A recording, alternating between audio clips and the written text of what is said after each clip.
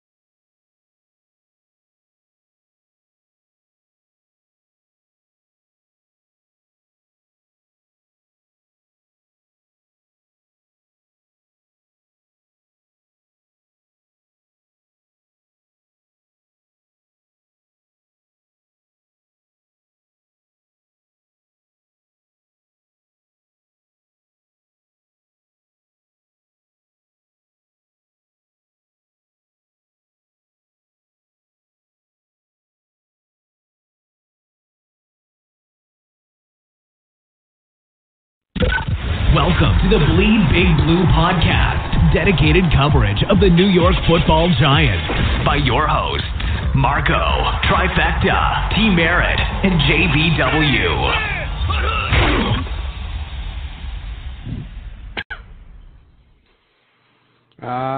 Good evening, Bleed Big Blue Nation. This is Marco, your host of the Bleed Big Blue podcast, and let me know if you are hearing me on the stream. Let's open the lines up. Tim, is that you? Yes, I am here. Tim, congratulations. For number 100. Number 100. Who knew? It is an amazing feat, if I do say so myself, because I didn't even think we would make it to 10. I don't remember. I remember I think maybe one person listening to you, me, and James, like in the middle of the summer years ago. When we could count the listeners on our hand. yeah, those were the days. On a JPP hand, by the way. Exactly. But hey, you know what? We're still here. We're still, kicking and screaming, and still, complaining just as much. This is very true. D says, let's make this epic. That's the plan. Phone lines are up. Hold on. Damn. 281. Let's see. No screening, going right into it. What's up, caller? Where are you calling from? It's me. That would be the intern. He made it for. Intern showing up late. Yeah, he really wants the job. What do you mean late? Started like a total of 5 seconds ago. Oh, really? Exactly. Yeah. The intern should be there before we get there. Yeah. Obviously, you don't want the job so bad. I was in the chat. I was monitoring, doing my other job. I do two jobs here, I don't just talk. I got to type too. Double duty. Exactly. I got a lot of responsibilities over here. Yeah, he gets in fights with people in the comment room. I've seen your comments. Dang right. Killer Zero, congrats on 100 episodes. Thank you. It's not episode 100 technically on YouTube, but this is our 100th podcast. They're all in different forms until we figured it out and got into our groove. Like, what did we have it on originally? Didn't we did a show that it was like, I don't think people could call in. It was just the three of us talking. Yeah. And if we just, went from there. And then it got streamed up like a week later. Because I would edit it for like 5 hours and then put it out. This is so much work. Now I just let it rip. Who cares? I think. Yeah, exactly. I think this is James. Let's see. James or Justin. I don't know. They're disguising the number. What's up? I want to know that is it really 100 shows if we like have how many were taken off the air because of cursing or me using somebody's music that I wasn't supposed to. So maybe really like 93 right now. You're saying there might be about 7 that we can't claim 100. It's I mean, I know I'm good for at least. I'm good. Well, you know what? It may be more. I'm good for at least 7 that have been taken down. At least. We were discussing like the first show. I remember it was just middle of the summer of us three just talking. The very first show. I'd like to go back and listen to that debacle. Oh my God, it's a mess. I didn't even know James was going to be on. To be honest with you, I think Marco told me, "Hey, call in," because I've been writing I was writing articles for you guys, right? And I was okay. I guess James is going to be on. All right, cool. Is this going to be like one of those episodes of Family Ties where we're just talking about good times and reminiscing about the 100 episodes? Well, should we do the problem is this is a recap episode. This is what this episode is. Yeah, it's like a recap episode. What good times were they? Yeah, actually, you're right. The draft. Not this year's, last year. Yeah, if we can go back in time to this time last year, we were all, just rainbows and butterflies. Remember breaking news? We broke the Marshall signing. We were live when Marshall signed. We were live when Marshall got released. I thought we were Unbelievable. the best team in the league. When Marshall got signed, we literally called it like probably a month and a half before. We did. We were so the one thing we were so right about ended up being one of the worst decisions. And hence we are not ever made. We called it. We were like, he's going to get released. Everybody was like, he's not going to get released. He got released. We were like, he's going to get signed. This is a giant sign. He's going to want to see New York. Oh, my God. It was so perfect. We fucking had our chest out like we said something. Debacle. Yeah. I'm glad they listened to us. Oh. Wait, I think the first I can never go back on the air in Australia. I went in Australia saying that Brandon Marshall was the best signing of the offseason. but when asked to make I did nail this, dude. When asked to make the offensive rookie of the year, I did pick Hunt. Didn't know that. I did nail that. I got that going for me. I did nail Hunt. I nailed Kareem. Well, Hunt didn't win it, did he? But it was a rushing, offensive rushing rookie or something like that. Well, you were definitely 100. Like, he was number 2 without doubt. I was on Hunt. Hunt. Put it that way. I was on Hunt. That's pretty sick to pick out a third-round pick anyway. So. Well, he's a running back, and I know that you get great value in the third and fourth rounds when it comes to running backs. Here we the horse go of a again. different color. And here we go. The setup and the pitch. Do you remember the Boston guys that called in? No, that I set James up to call. Does anyone know the Dallas guys? The Dallas guys. Dallas, that's right. It was Dallas. Yeah. It was Dallas, and they reached out, or somebody reached out, or something like that. And you were like, "Do you want to call in?" And I had to call in some Dallas radio station, and it ends up being some spoof thing where they bring like these different people on for whoever the Cowboys are playing that week, and they have these two fucking redneck idiots just like act like morons and try to get on the guy's nerves, and they bring you on ahead time, and they're like, "Oh, just be a good sport about it, blah blah blah." It was infuriating. I wanted to tell both of the guys off. They were absolutely retarded. And then the best part was they had me on because I don't remember, Marco, if this was. It definitely wasn't last year because we were horrendous. I don't remember if it was the year before that or the prior year, but we were playing Dallas, and I told them, I said, I'm going to call back when we win. And you called back, y'all couldn't call back. Well, your big city, blah blah blah. And I called back, and they wouldn't put me back on the air. So there you go. How about that? It had to be the year before. We beat them. That's when Marco set us up with like the Pittsburgh Steelers podcast, which is the most boring guys ever. The Minnesota guy, the Viking guy was cool. I remember we spoke to the Viking guy. We spoke to the I forget what website that was, but that guy was really cool. We had him on. I think we were playing the Vikings. Was that last year, Marco? Yeah. Yeah. I was going to do that again this year. Bring someone in every time, but it winds up getting everyone on the same schedule.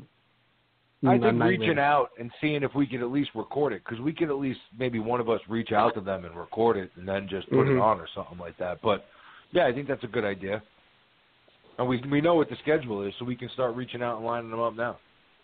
Yeah, I have a couple go-to guys. There's another Cowboys blogger who's a pretty cool guy. He's on YouTube, too.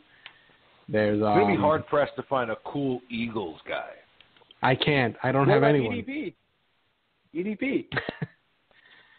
Yeah. You can have EDP's dad. Yeah, we do have him in here, yeah. What's he doing? What's Negative Nation up to tonight? You mean yourself? I mean all the hashtag Negative Nation. Oh, God. They're out there.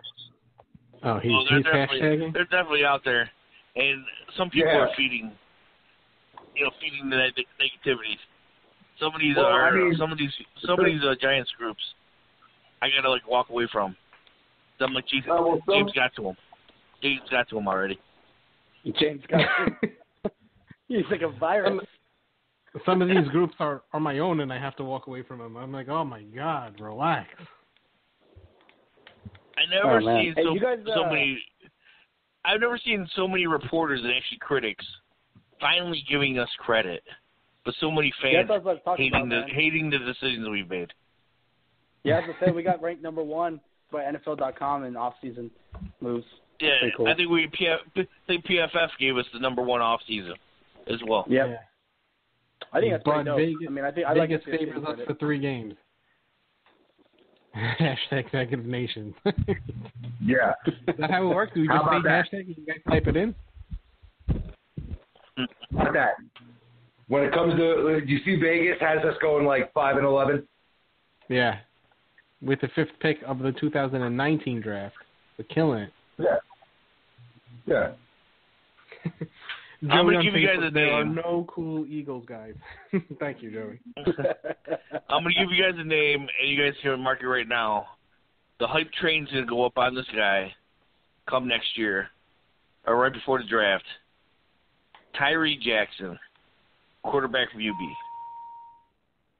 I have some eyes on him. 6'7", 250, can run, has a gun. I give you an easy joke there. I'm surprised you didn't ride with it. Just want to put it, I'm doing my draft work, even when the draft is over. I just wanted to put that out there. And, just trying to do everything I can to. We are the nation of Negative Nation. Luke Cage. That's right. What did I start? like that. Captain Negative. That's right, Luke. Let them call us negative. They can call us negative. We know. Long-term thinking. So James, what's the chances that we make the playoffs? I don't think very good. And that's not just You're being telling negative. me there's That's a chance. Yeah, a very little chance. So you're telling me there's a chance. That's a great drop. That's such a great drop. Dumb and Dumber is the greatest movie ever. That's a great drop. Well, so the funny thing is, guys, everybody's been saying that we've had the greatest off season, but I've also seen all these like mock drafts that are coming out for like coming next year. We're in like the top 6. Yeah, it's like so ridiculous. They're like, everybody's like, you guys had a great off season, but you guys are going to be in the bottom 6 of the draft anyway. Dude, I don't see like where you tell me they had a great off season. Like, bro, I really think they're sipping Kool-Aid. Like, I think they had an off season they had a very short window, closed-minded off season. They overpaid for the best left tackle in the market, who's never been an All-Pro. Yeah, but you kind of have to pay for the only good left tackle on the market. You kind of have to pay for him. No, you don't. So we just if let you're him desperate, go. if you're desperate, you overpay for him. Which we are desperate. No, and then you're making decisions as a general manager. You're making $1 million decisions based off desperation. I guess. But Congratulations. In your first off season with a team, it's your first off season with a team. You have to. Why? Why do you have to? Because it's the biggest weakness on your team. Status quo? Hold on, I can't hear both of you trying. I can't hear both of you trying to ramble for answers. Go ahead, Tim. Speaking over yourself. Ramble for answers. Go ahead, Tim. Yeah. I said, give me an answer. We'll do it live. We'll do it live. Why would you overpay? Well, you're trying to win a Super Bowl next year with a roster that was 3-13. Soldier, for what he is, a solid left tackle, is not an All-Pro. So you put yourself in a position where you're paying a very mediocre, okay, above average left tackle, above market value to try to win in a 2-year window. That is the definition. That is the definition of desperation. The fact is, when you have no other choices, you saw that there's no options in the draft. There are other choices, Tim. But Tim, there are other choices. There was not other choices. Take a second. All right. And you can't stay status quo. And you're right. You didn't have to stay status quo. You want to get women, or you want to get winning, because the fact is, you want to get cheaper. You want to get cheaper, and you want to get younger when you're 3-13. Yeah, but you're gonna pay your left tackle and your quarterback no matter what. No matter what. Whoa, stop right there. Not if I draft one. Please, Marco? can we mark this spot right here in the thing, because this time exactly last year, give or take a month, Mr. James over here wanted Andre Whitworth, who was 35 years old, who was older than Soldier. He wanted us to sign him. No, I did not. You can go back and listen to every podcast last year. I did not want Whitworth. I thought it was horrible. I thought it was no. Go back and listen to it. Go back and pull it. Go back and pull it, because call me right, call me wrong, or call me crazy. Call me right, call me wrong, or call me crazy. I did not want Whitworth. I thought it was a horrible contract to overpay a left tackle at that age. And I also said that they should have did exactly what the fuck they did, was to believe in Flowers if he came back and said, I'm going to play left tackle, and he lost the weight and he looked good and he put in time in the offseason to let the first round draft pick continue to play left tackle. I was totally against signing Whitworth. Bullshit. I'm going to tell you right now, I'm going to find the show. I know we had this argument. I think we did have this argument. I think you were the one making the argument for Whitworth. Okay, I never said that. I never wanted him. He was 35. I never wanted him. James, let me ask you a question then, okay?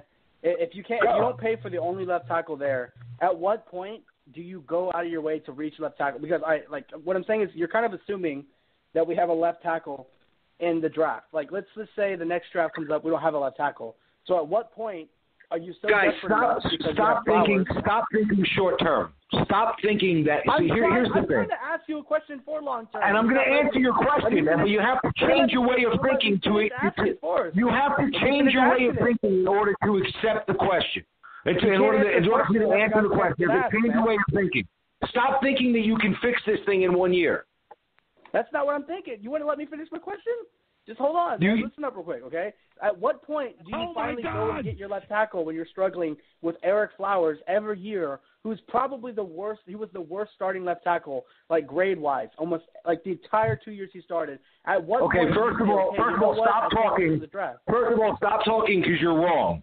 Eric Flowers was markedly better throughout the season. He was not your problem last year on the offensive line. He struggled in stretches. He got markedly better. Shut up. If you're going to talk, then listen. Because you want an answer, but you don't even know what question you're asking. You have no clue what question you're asking. You're talking about fixing one position on a 3-13 team and then bringing in a player that's 30-plus years old, overpaying him that's never been an all-pro player to try to fix a roster for one position to try to win a Super Bowl this year. See, you have to stop looking at it like you're going to fix it this year. The better thing for this team to do was to look long-term and realize that you're not going to fix this thing quickly. Let me tell you something. There is no depth on this offensive line. Let somebody get hurt. It's a 16-game season. You can't rebuild a roster in 1 year. So instead of acting desperate and just paying people, what you do is you make an educated decision and realize that you're not playing from a position of strength and that the main thing that you have of value is that number 2 pick. And you either convince yourself of saying, I'm going to take a quarterback and realize that I'm not trying to win now, and I'll get my left tackle either in the second round, trade a pick, do something like that, and try to fill it like that, knowing that you have to do it in the future, but I'm not desperate to do it now, knowing you're building a roster long term. A roster that has tons of holes to fill besides left tackle. How many good left tackles are found in the second round?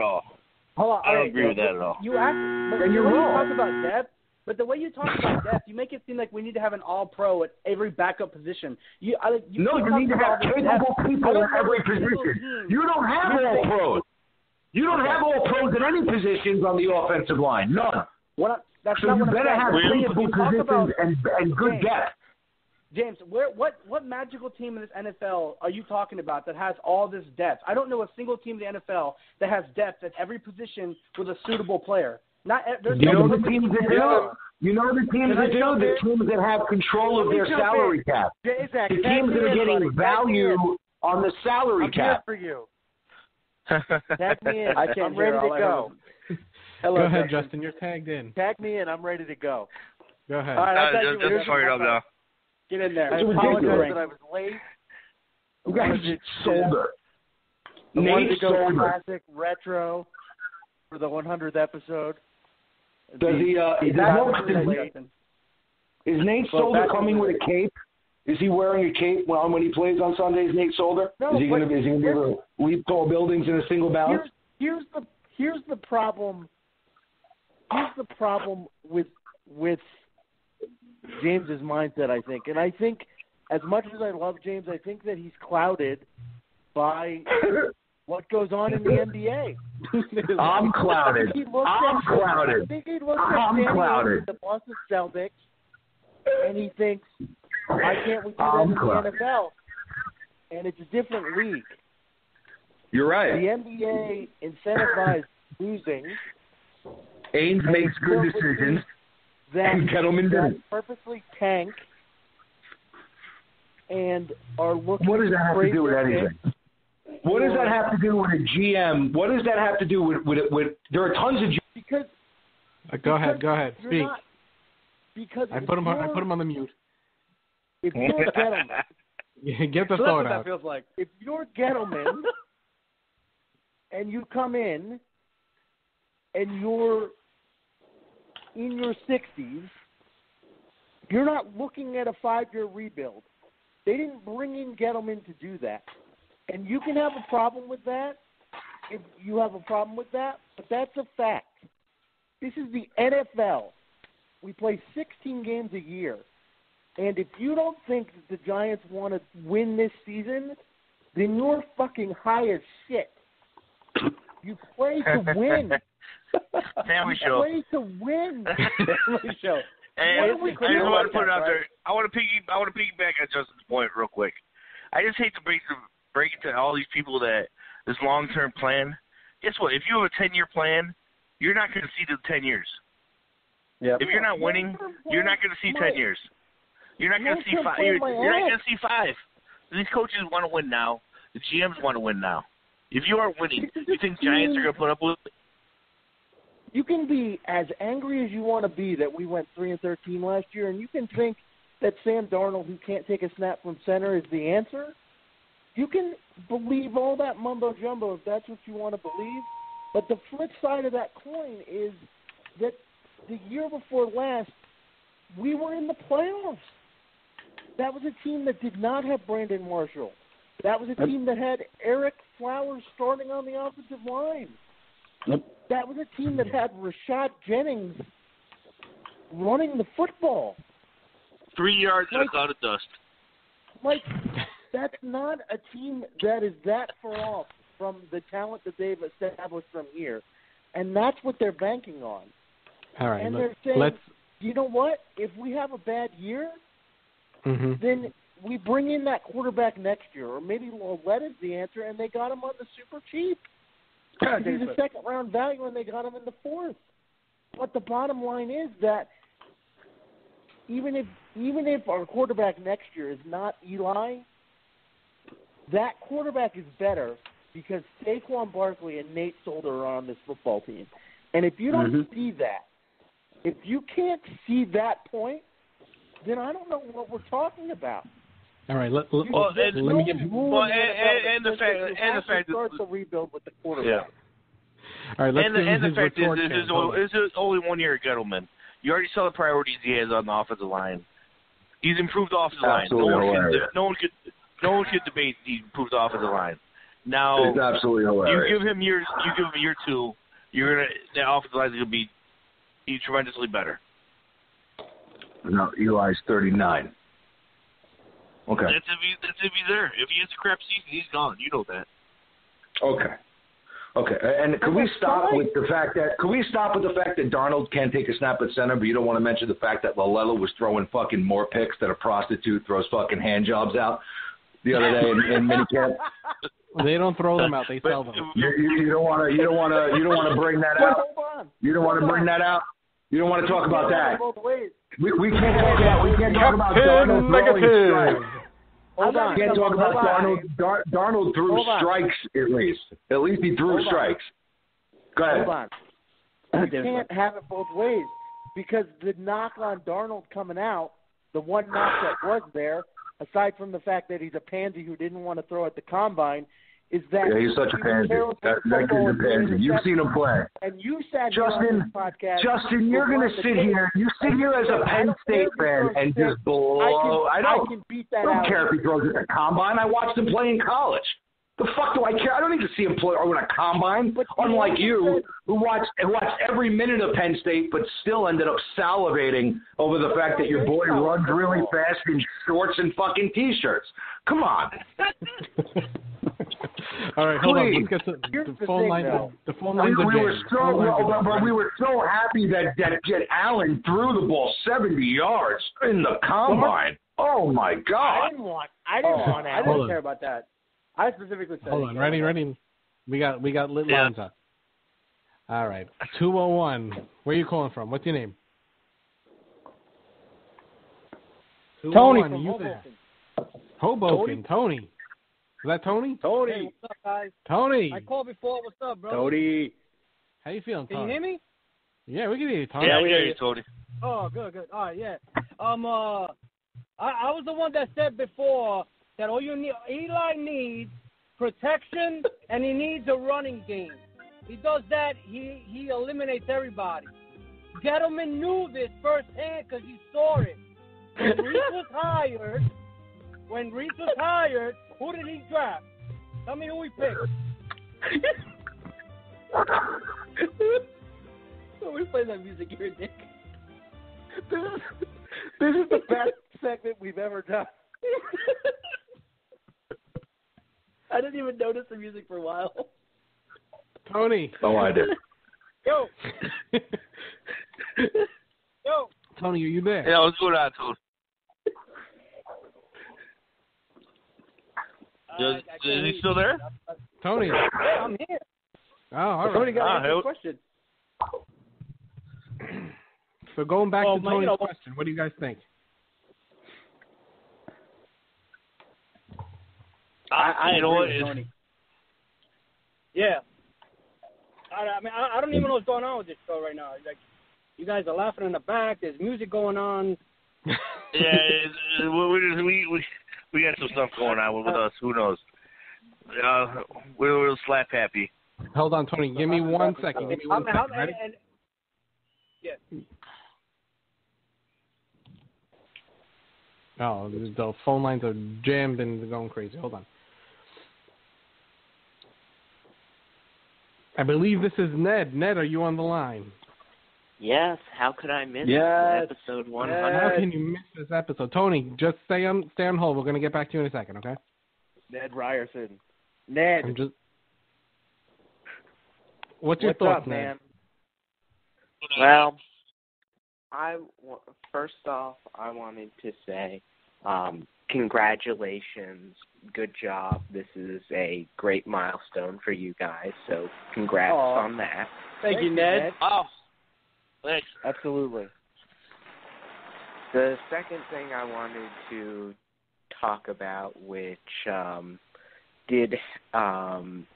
got brought up while I was on hold, was how Lauletta was performing in rookie mini camp, and like what I wanted to talk about in that sense was, do you think that makes it more likely that do you think that puts Davis Webb solidly at the number 2 backup position if he was already there?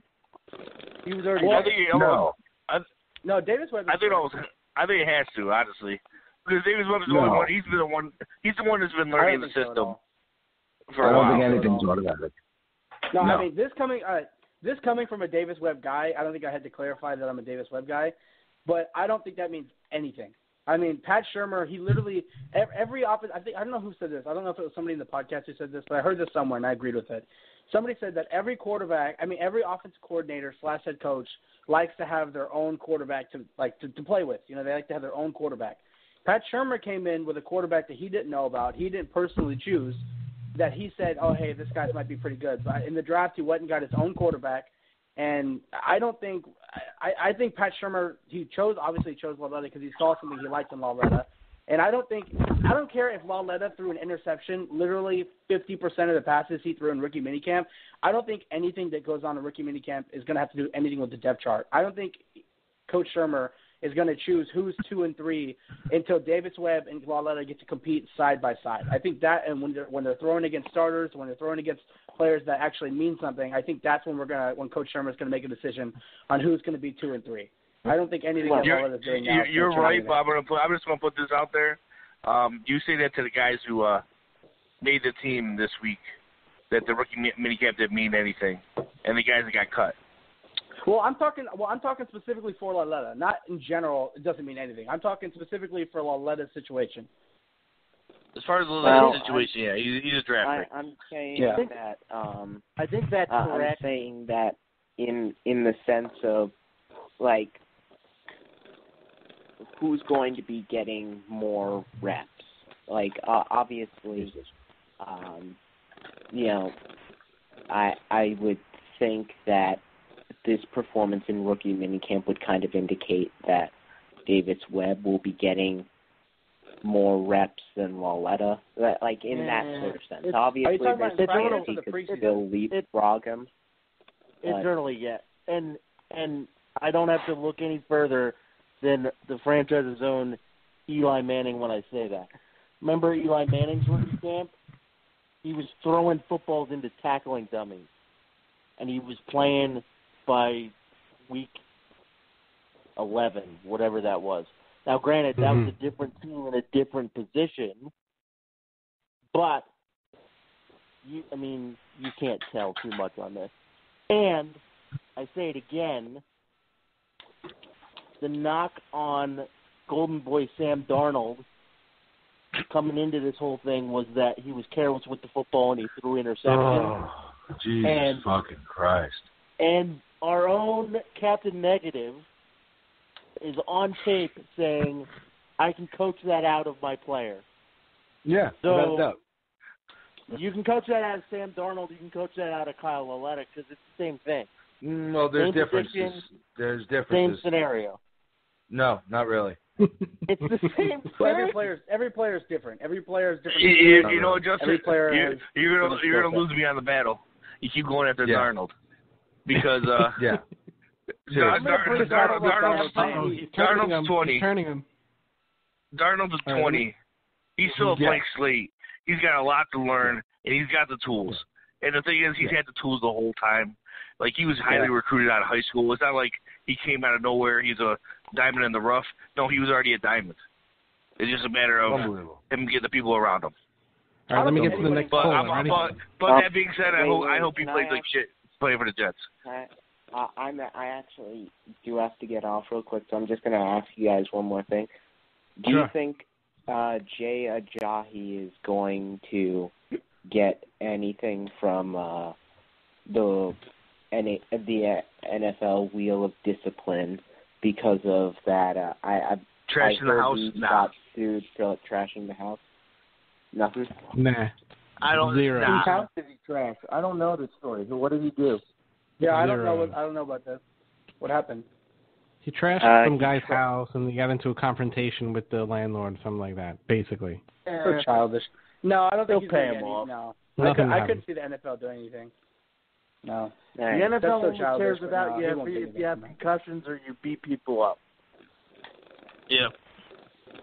Wow. And by the way, guys, I just for curiosity's sake, and I know I'm not the only one.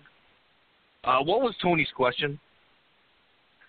Yeah, that's why I was kind of confused. That's why I was. I know you guys. I forgot what his question was.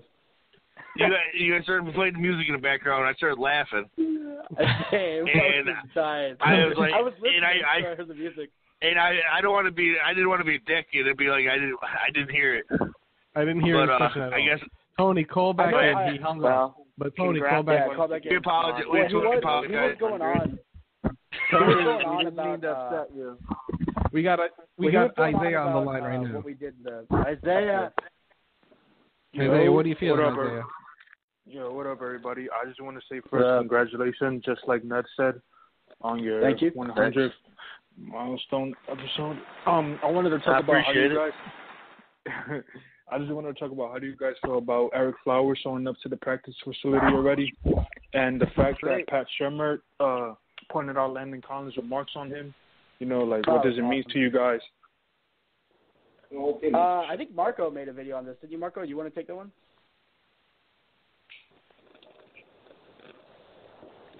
Or not?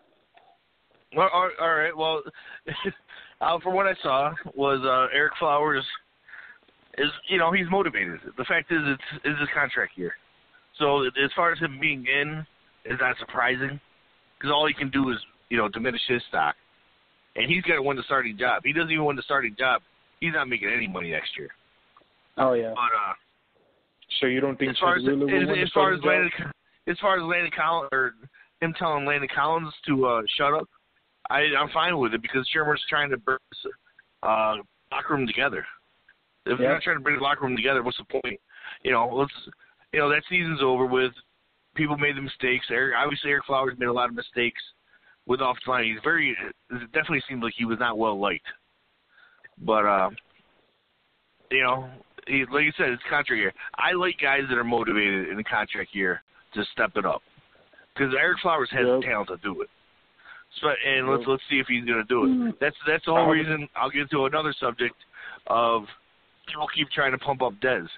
If Dez comes here on a contract year, like a 1-year contract, I'm fully for it because the fact is he's going to ball out. Because he wants, they want that money. He's going to ball out and he's motivated. And on top of the hatred for the Cowboys, which is even better. I have another question honestly, for you guys. Even if he just balls out in those 2 games, he's worth it, in my opinion. I have another question for you guys. Since we had supposedly we're ranked number 1 for having the best offseason, do you guys think we'll win the division? And where do you think our offense will rank this year, this upcoming season? Like top 10, top 15, top 20? I think we're going to have a top 10 offense. I do not think there's any chance in hell we win the division. I'm a Giants fan, but the Eagles roster is way too good. I mean, this is a team that didn't get worse at all. They got better, and they won the Super Bowl. They won the Super Bowl, and they got better. No, I think the Eagles are going to stay number 1. I think that we're competing for the number 2 spot in the NFC East, for sure. But I think we definitely have, like, talent-wise on paper, I think we have a top 10 offense. So you're not worried about the Cowboys with Zeke back? I'm not 100. I'm worried about the Cowboys, but I'm only worried about the Cowboys on the ground. They have nobody in the air. I'm not scared of Dak Prescott at all. I think Dak Prescott's overrated, and I'm not just saying that because he's a Cowboy. I legit think he's not that good. I don't think they have any receivers that are even really worth that much of our time, especially since Jason Witten, in my opinion, besides Ezekiel Elliott, was the person I was scared of the most on the Cowboys, and he's not even there anymore. I'm not scared of any of their receivers. None of their receivers are like a real touchdown threat. Ezekiel Elliott's the only person to fear on that team, in my opinion, and I don't think he's enough to take us out.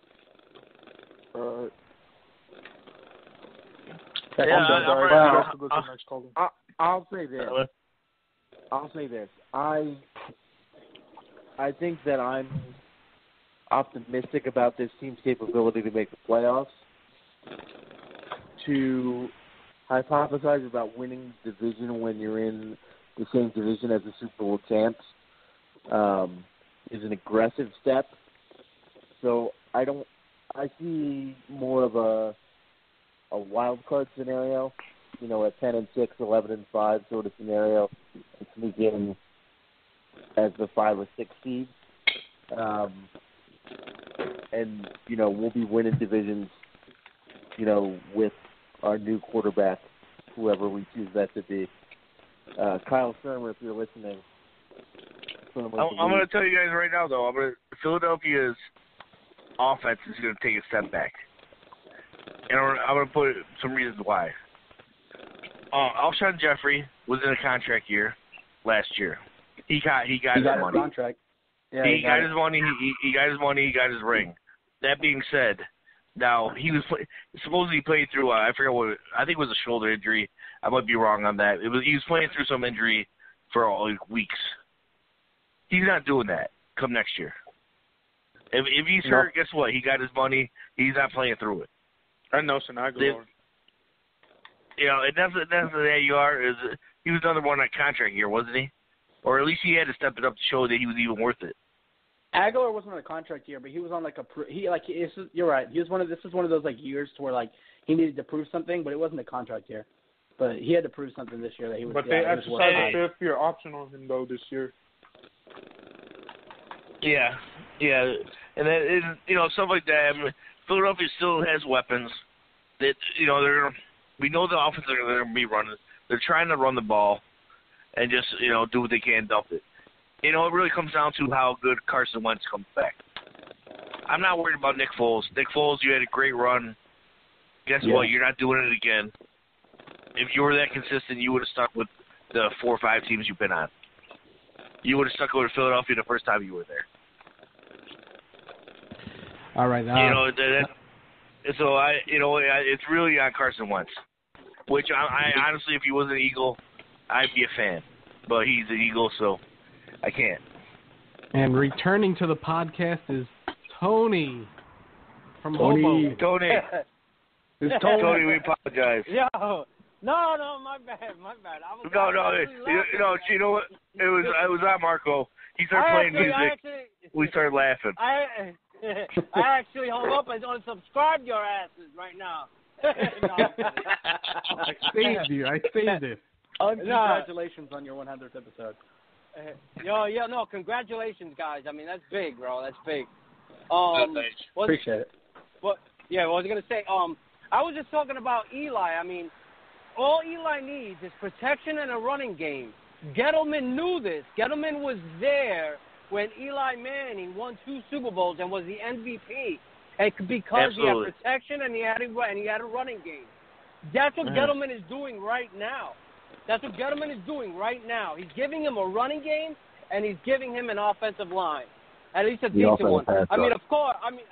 I mean, yeah, and definitely pass rush and everything. And that's what he's focused on. It might look like he's not that focused on the cornerback because maybe to him we have a shutdown corner, and that's Janoris. And hopefully Eli Apple comes with him. And hopefully Darian Thompson also. I was really loving Darian Thompson coming out of college, and it's just and that's where I'm at. Is this? I definitely think it's a big question mark come next year. Is a free safety, Darian Thompson and Andrew Adams, whoever wins the job. And that's definitely going to be a question mark. Well, I would like them to possibly do something with a free safety spot, but I'm trying to be a believer in Darian Thompson. He was coming off an injury. Essentially, last year was his rookie season. He played one game, the game your season before. So you know what? Let's give the kid some credit. He was a ball hawk. That's what we need back there. Yeah, let's see. Let's hope. With Betcher, he wakes up or something. I mean, because he has the record in college. Well, that's my thing with Betcher. Spagnuolo didn't do right by the corners or really the defense and all together because he wasn't blitzing. He was playing the defensive ends 99% of the plays, which they're. How are you gonna have full energy by the end of the game? Getting double teamed like JPP and Vernon were. Yep. And that's why Gettleman also. I mean, his drafting it was great. I mean, we got quality depth in the defensive line now. It's gonna rotate. And that could probably help the secondary too, because if we get good 100%. Pass rush, you know what I mean? All of a sudden, I think we're using pass rush. Someone tell me who the pass rusher. First of all, I'll tell you this much: they're definitely banking on what's his name? The number 3 from Georgia, the one they just drafted. Lorenzo Carter. I know. I forgot his name. Yeah, Carter. By the way. They're number 7. Third round pick. Lorenzo Carter. Yeah. So 29th in the league. So the 29th in the league in sacks, and Lorenzo Carter is going to be the one to turn it around. Okay. It's not about the scheme. It's not about the necessarily. Yeah. It's Kareem Martin. Well, I'll tell you right now, you got Vernon. You know what I saw? Vernon didn't even have playing outside linebacker. They haven't played defensive end. Yeah. At least from that chart this past week that I saw. I just want Flowers gone, man. I think the defense is a year away from being set up the way they want it to be set up. At least a year away. But, I'm definitely excited for Betcher coming in to show get more aggressive. Guys, get more aggressive. They're going to take more risks. How are they going to cover people? Guys, how are they going to cover people? The same they did last year. Someone explain to me. By pressuring the same way they did last year. I hope not, Tim. Well, this is the same. Right now, your 2 starting corner. Right, we're banking on people are talking 10-6 and 11-5. Your 2 starting cornerbacks at one point or another last year quit on you. You have no third or fourth corner. We don't know. We don't know that for fact. We don't know anything for fact. You watch the game, bro. Yeah. He quit on McAdoo, without doubt. And Janoris Jenkins has. You watch the game. He's always been a head coach. He's always been a head coach. He's always been a head coach, not just with us. No, we'll see this year then. That we'll agree to disagree. This is what Janoris Jenkins is the same guy. It's the same guy. I know. Which one? George Jenkins is a top 5 corner. Is when he wants to be. Eli Apple. Who are cornerbacks on the outside this year? Who are they? Tell me right now. Janoris Jenkins and Eli Apple. And Janoris Jenkins. Who were playing? Wait a second, Tim. That's a great point. Now, Tim, answer me this: who was playing on the outside when we went 10-6 and made the playoffs? Who was that? Dude, guys, you lost in the dude, that secondary got lit up in the playoffs. They got lit up in Green Bay in the second half. Lit up. Congratulations. Well, DRC got hurt. DRC got hurt. We'll also bank on the offense. We'll also bank on the offense that couldn't break 20 points during that stretch where they went 11-5. You can't go by that offense because it's a different offense. Okay, you're right. You can't. That Green Bay. So stop talking about that team. All right, and you know what? Eli Hader, who was dominating that playoff? I'm not the one that was talking about that team. I'm the one that's just talking about Janoris Jenkins as a player. I had an honest criticism of a player with a history who at times people have said is a goddamn head case. And he's your top corner. And now you have Eli Apple, who was a head case and quit on the team and couldn't finish the season. Those are your two guys. Are you optimistic? You're hoping things go good, guys. Great. But guys, come on. No. I have more belief. Let's put it this way. I have more belief in Janoris Jenkins doing what he has to do than Janoris Jenkins is going. What are you talking when he wants to be. Janoris Jenkins. But he literally, if you look at the stats, he had about 2 bad games. When he wants to be. When he had about 2 bad games, honestly, last year. Janoris Jenkins' problem was Ben McAdoo. That team last year was toxic, man. That was the most and that's why you got to get rid of Flowers. He still has that same attitude. Even Justin Tuck used to say, he tried to You know what, man? You know what, Tony? Stop blaming a rookie. Stop blaming a rookie who was overdrafted and put in out of position and start looking at the quarterback that's making $42 million when your locker room is toxic. What's Eli got to do with anything with it? Are you kidding me? What does Eli have to do with anything? It's like Damon Harrison. It's like Damon Harrison. You're the leader on the defense. You do more leading on Twitter than you do in the locker room. Making $22 million. He can't lead in the locker room? Wait, he can't lead in the locker room? Am I asking too much? Or his checks bouncing? But he can still have a memorabilia case. But he Hold on, no one can hear anything because everyone's just screaming over each other. Hold on, we're resetting. Who said he's that?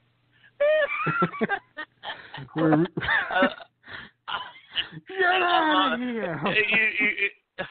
I love, James. I love you being on the show, Beth. I love being on the show. All right, ready? We're resetting. He pulls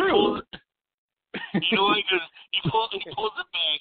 You know what? It doesn't make a difference if half the stuff I agree with James, but I'll egg it on.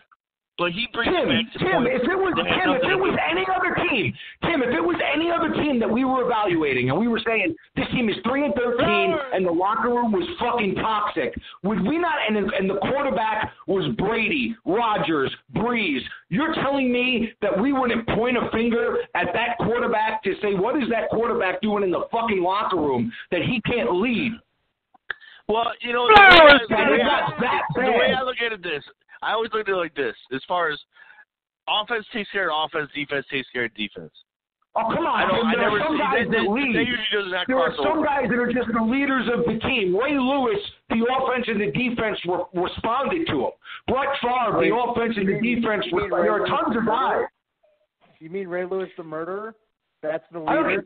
Stop. Or you know what Ray Lewis did? Ray Lewis was not right on his track. Ray Lewis the murderer. Please. Yeah, the guy's walking the street. He's a murderer. It's not O.J. Simpson, dude. Relax. All right, let's add Jared into this thrilling conversation. Oh, shit. What's up, Jared? What are you thinking about? You know what? This is the thing with the Flowers thing, and I understand where you're coming from with the Flowers. But you know what? He's in a contract year, and I really think it would be better for him to move on. Hold on. But that's what I mean. He's such a child. He's such a child that he blew the fifth option by being a spoiled brat instead of just instead of being a man. Instead of being a man. Instead of being. Hold on, Jared. What's up, Jared? And I'm with you, Tony. I'm with you, Tony, as far as Flowers. But here's the deal. Flowers, by no fault of his own, was misused in the beginning. He should have been at right tackle from the beginning. He wasn't. Now, no fault of his own, just because the injuries happened, he ended up getting put to the left. The one thing that I liked in his first couple of years, Tom Coughlin liked him. Tom Coughlin was like, this kid plays through injuries. He does what he's got to do. I really think Tom Coughlin not being the head coach hurt him. Again, now I don't know what he's doing in the locker room, but now he's in a contract year. So you know what? Now he's going to work harder. He's going to do whatever he's got to do. But I think it comes down to he's going to be better suited, probably leaving, and he's probably going to have a better career once he leaves because I don't think he gets handled the New York media. I think he got too much criticism early, and he's now way too sensitive about it. Yeah, he's soft. Soft, all right. I'm going to try to get to Jared. Ready? Jared's been waiting online forever. Jared, what's up, Jared? Hello? It really is that good. Can you guys hear me? Yeah, Jared, what were you thinking, Jared? What's the question? So, you guys, people keep calling in and keep saying that this team is that we're going to the playoffs 10-6, 11-5, and then if you look to be in the playoff in the NFC, at minimum you need to be better than at least 10 teams in the NFC. And I don't know if where this team is right now, you can comfortably say that the Giants are better than 10 teams in the NFC that they can beat just to make the wild card. Like, I just don't think it's. Let's be honest about this, and I agree with you. I agree with all the people that are saying 10 wins, 11 wins. We're honestly being fanboys. Let's be honest. We're being fanboys. No, but let's because the simple fact is all these people that are predicting, it's all crap. All the predicting is crap because you don't know what's going to happen. You don't know quarterback can get shot tomorrow for some team, and guess what? He's not playing. You don't know what's going to happen before the season starts. You don't know what injuries are going to happen. You don't know what issues are going to happen. Are the Giants going to be better than they were this year? I would hope so. I would think so. All the indications are they are going to be better. Are they going to be better than other teams? Who knows?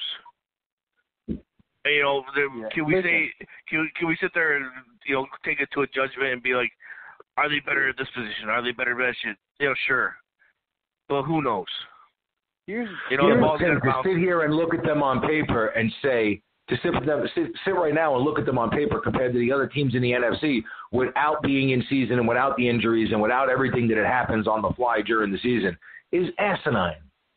And that's what Jared's saying. That's all that me and this negative nation and some of these guys on YouTube are saying is that, man, like, pump the brakes, bro. Hey, you know what? The main thing is, the way I look at it is get excited about the Giants. You know what? We're getting better. The thing I like about Gettleman is not, we're going to win the Super Bowl this year. It's more, I like the way this team's going back to the Giants that I grew up with. We're going to be attacking. It seems like we're going to be an attacking defense that's going to run the ball a lot, and that's the Giants I grew up with, and that's what I'm excited about seeing.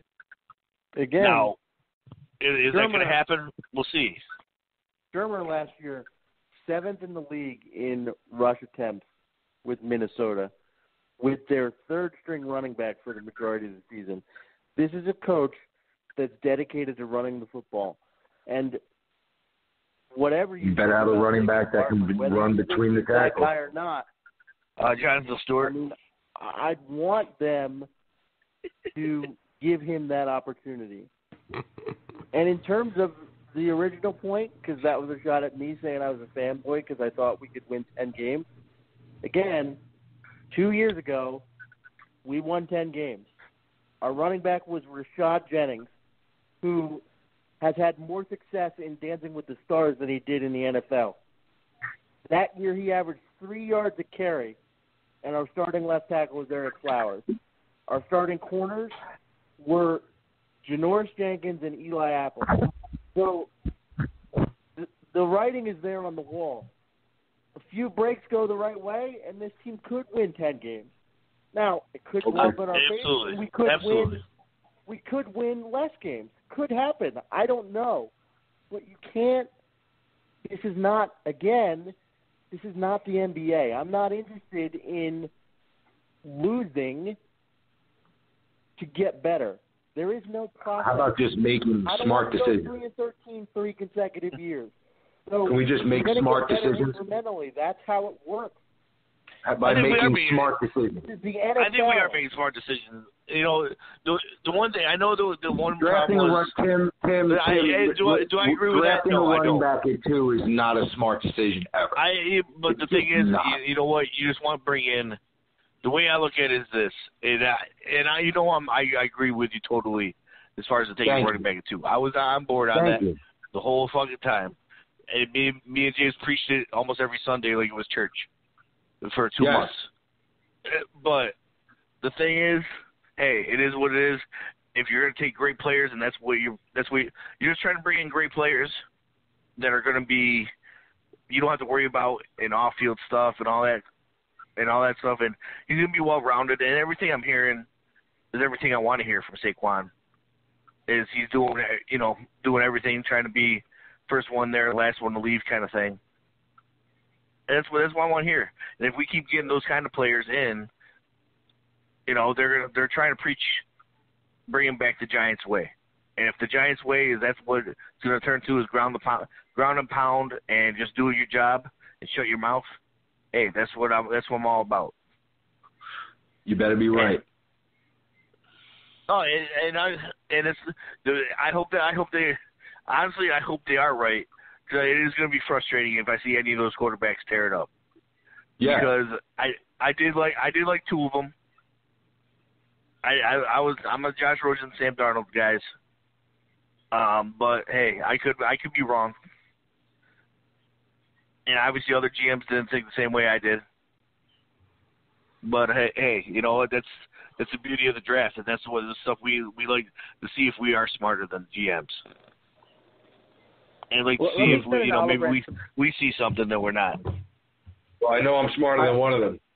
Mara is spineless. Great comment. All right. Well, let me say something about like on both sides here, right? So just to kind of kind of bring down the flame here a little bit. So obviously you guys know how I feel about Saquon. I'm not going to any of that already. But a lot of people are disagreeing here with James. I'm not going to lie to you. I actually really agree with James on this. I think Jared even came in and said on how we have a lot of players acting like, oh, we're going to be awesome now. But he's right. Like, and James was saying this earlier, and I couldn't get a word in because he was screaming. But James was right though. Like, if this was any other team, and we were looking at the cornerback situation, we would be laughing. I'm sorry, but if the Cowboys were in the cornerback situation that we were in, I would be like, okay, I can't wait to see our star receiver tear that team a new one. Like, I'm sorry, he's right. Like, in terms of pass coverage, the only players that we have that I would trust in a pass coverage situation on our defense is Landon Collins and Janoris Jenkins. And Janoris Jenkins, like some people said, kind of gave up on us last year, had a decent – he didn't have a bad year, but he had a worse year. I don't trust Eli Apple at all. I don't. I think the guy's garbage. I thought he was garbage the day we drafted him. I think he's garbage now. We don't have any depth at cornerback. We really don't. I know, Justin, you said those are our starting cornerbacks. That was the same starting cornerbacks we had when we went 11-5. I agree with you on that.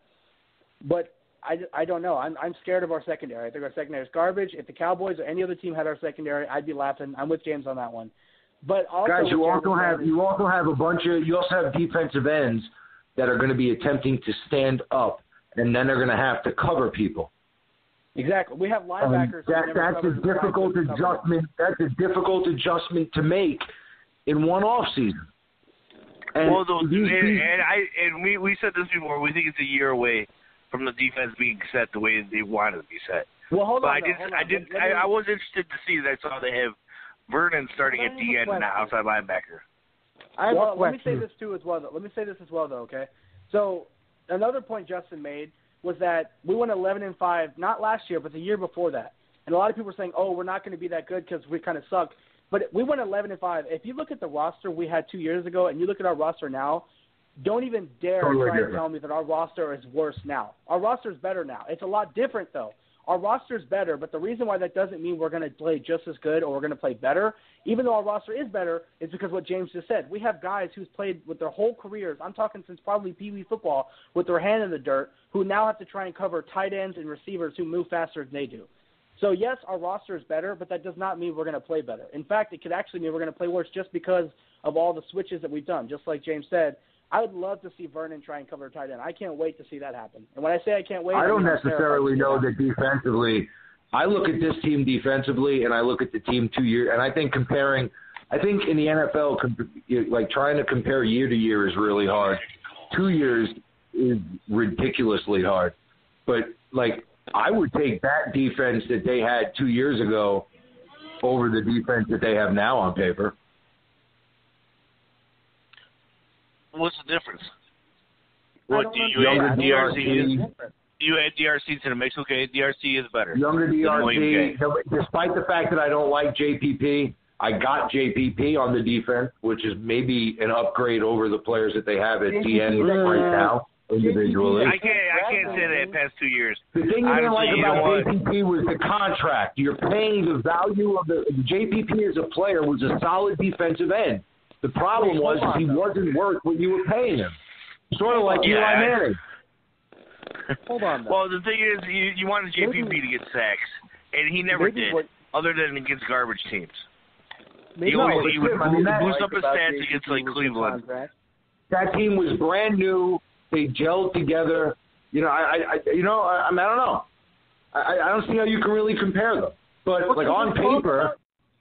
Well, the only one thing is the one person that we're not talking about that was on that defense 2 years ago. Jonathan Hankins made a bigger difference than people thought he did. There you go. Yeah. There's another guy.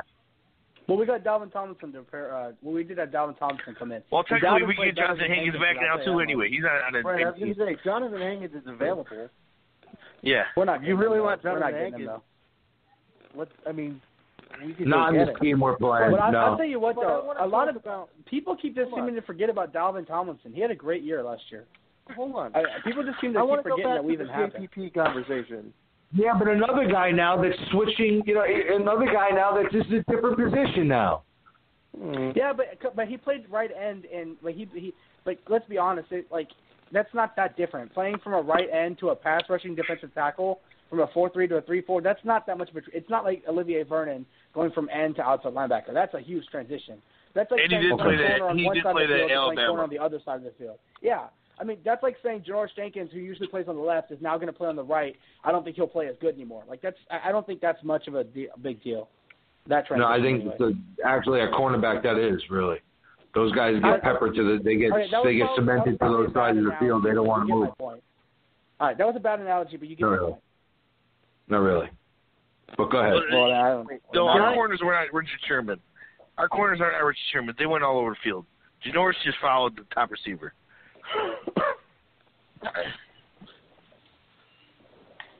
But do you know what I wanted to bring up? Yeah, go ahead. What do you guys think about the court's decision for legalizing gambling? Bring it. Love it. I wish I could. I love it. I'm trying to open up a website right now. That's I don't condone gambling, but I think it's a right, man. Let them do it. They're going to do it. Do it, man. I don't condone. I'll be honest. You don't condone gambling, but I don't. If you want to, do your thing. I'm not a big gambler, man. I like to put my money where I know I can make something back, not where I can flip a coin and lose something. I'm a man. I'm 40. I like my 50%. Yeah, well, do you consider fantasy football gambling? No, because technically you don't have anything to lose unless you're playing for money. Technically you don't. We didn't, and I spanked everybody's ass. I mean, if we played for money, I'd be a happy camper right now. But I just need to bring it back up there real quick. That I won last year. I just wanted to bring that back up. Yes, the rookie did win. That is absolutely correct. Yeah, it was my first time ever playing fantasy football, and I spanked all these 40-year-old men in here.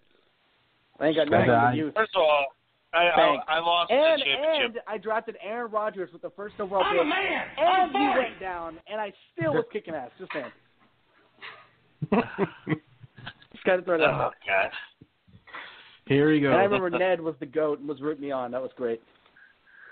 Swelling his head. Oh. It's swollen, buddy. I'm not. I doubt I'll win this year, but, at least I had a little bit of bragging rights until this year starts. Dwayne on Facebook just said Pete Rose is smiling.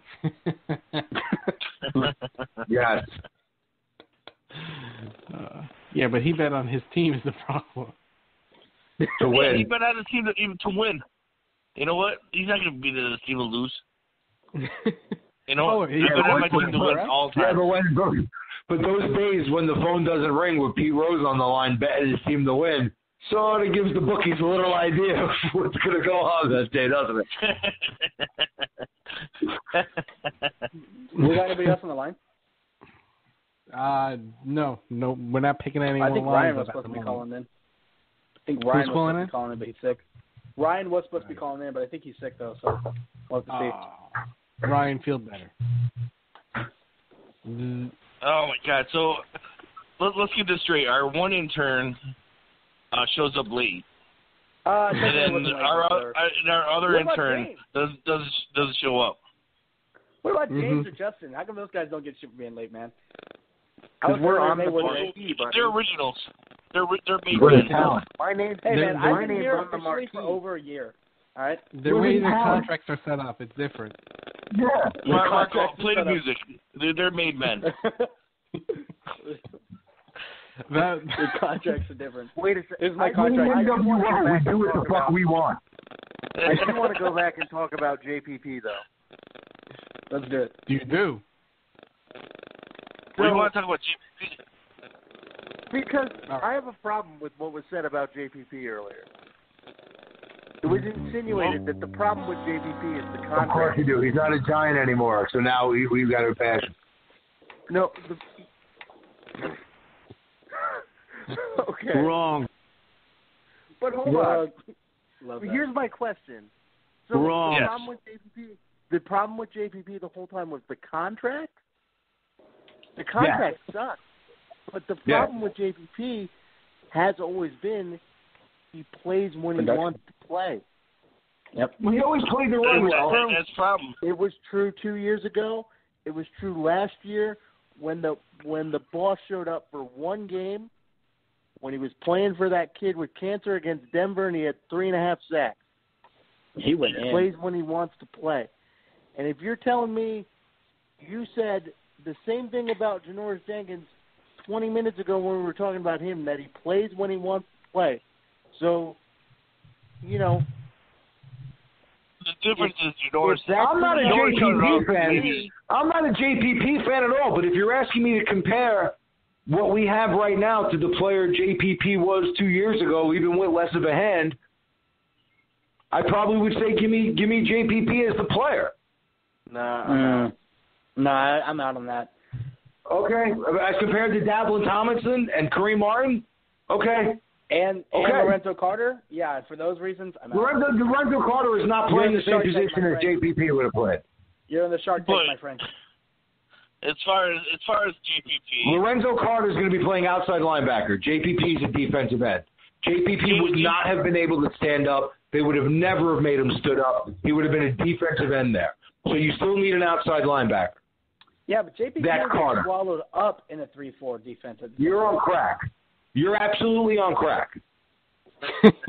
It's good. All right. I'm very curious what JPP is going to do in Tampa Bay this year because they have a stacked line. And they actually are rotating. Doing nothing. They have a stacked front four. I'm very curious what he's going to do with Tampa. Hold on. I'm adding Ryan up. Ryan is on the phone now. Ryan. He's done coughing up blood. Ryan, you coughing up blood? Yeah, he's coughing it up, man. 100%. He's calling us from the ER right now. In the Bronx? Yeah, you got to commit. There it is. Comes in coughing. What's up? He's like, Ryan, what happened? He just played J-Zack in Madden. That's what happened. I don't know. He's really good. I'm all right. I do all right. All right, Ryan. What do you think? JPP on Tampa Bay. What is he gonna do? He's gonna be there to eat up blocks. He's not really gonna do anything there, you know. I don't know what his contract is like, but I doubt how much we would have given him. I think he got a 3-year deal, right? If I'm not mistaken. Yeah, he got the same deal that he had with the Giants. He got traded. Oh, yeah, he got traded. He got traded his same contract. He still got he still has 3 years left on his contract then. Wow, I would not have taken that if I was the Bucs. Holy shit. Why do you think it was so hard to move him? I know. I wonder if the Bucs will try and get rid of him. That's because Gettleman's a genius. Yep. I got Gettlemania. Gettlemania. Gettleman's like By the way, I didn't know we got shirts and hoodies that say Gettlemania. Except he's better looking. He's paying a rookie running back the 4th highest salary at his position in the league. He's smart. Technically, he paid the best player in the draft of that much money. So I also heard that Kazana Carter was the best player in the draft. I heard that Ron Dane was the best running back in the draft 1 year. It's a running back. Congratulations. I'm not talking about quarterback. I'm talking player. It's a running back. I'm talking player. It's a running back. It's a running back. Player. He's more than a running back. It's a running back. I loved Ron Dane. I loved Ron Dane when he came out. Thunder. It's a running back. Dime a dozen. Oh yeah.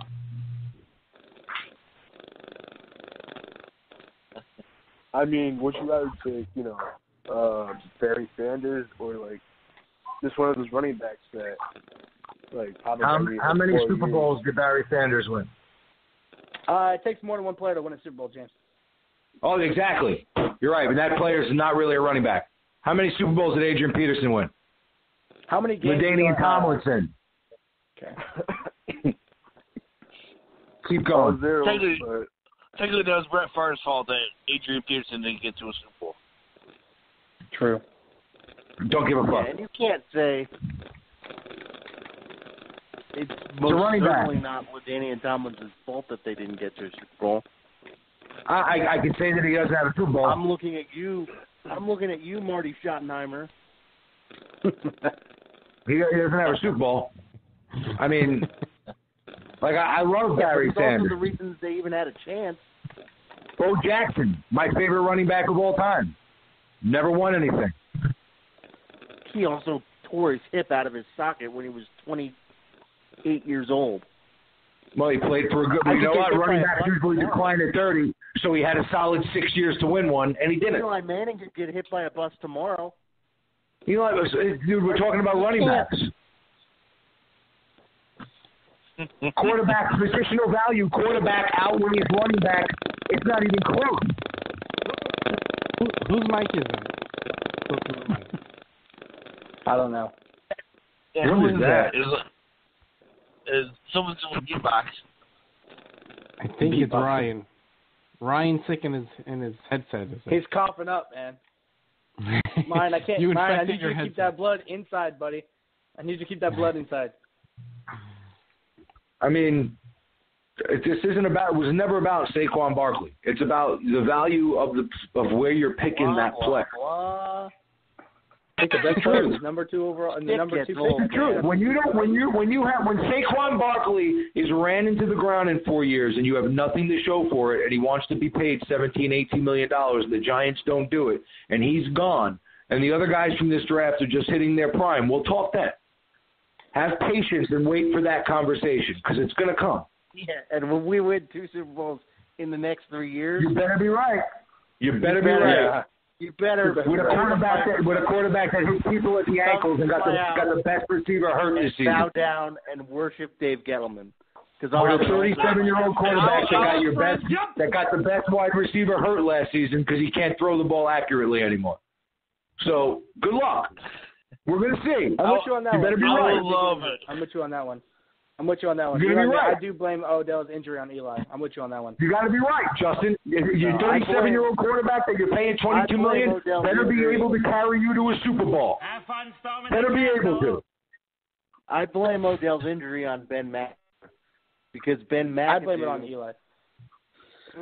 Have fun storming the castle. We see too many times Odell. All right, sorry, go ahead. Why the entire season, from opening preseason kickoff until the Eli Manning benching debacle, was completely mismanaged by the entire Giants management organization. Ben McAdoo didn't know his ass was on the ground. Stop blaming Ben McAdoo. That was not Ben McAdoo's fault, Justin. Wrong. Ben McAdoo got thrown under the bus. Ben McAdoo got thrown under the bus for doing what management told them to do. Hold on. It was not McAdoo's fault. Why, when we're losing in a playoff game in the second quarter, are we calling plays that are going to let us get to 3rd and 20 where you're going to chuck it up to try and get a first down in a meaningless playoff game against the Cleveland Browns? You can't tell Odell Beckham not to go and make a play, but as the head coach, you can call the play to keep your players safe. There's no reason to expose your player there. He's in the game to fucking play. You're trying to practice against real competition, against you. You're trying to get live reps. What do I want him to call the play? Every play they're in a position. When he's run blocking, he's in a position he can get rolled up on. You know, we're going to find out this year. You know, it's amazing that nobody wants to say. No, it's amazing that nobody wants to say or see what really is going on. When your quarterback, sometimes there's these times where Eli has tons of time in the pocket. He steps up. Wide receivers coming across the middle. The ball is behind him, or it's at his ankles. Yeah, because or the guy's running free, and he doesn't hit him in stride. No excuses this year. Jim, am I making stuff up? Wrong. No. Hey, you know what? You're right, though, as far as no excuses.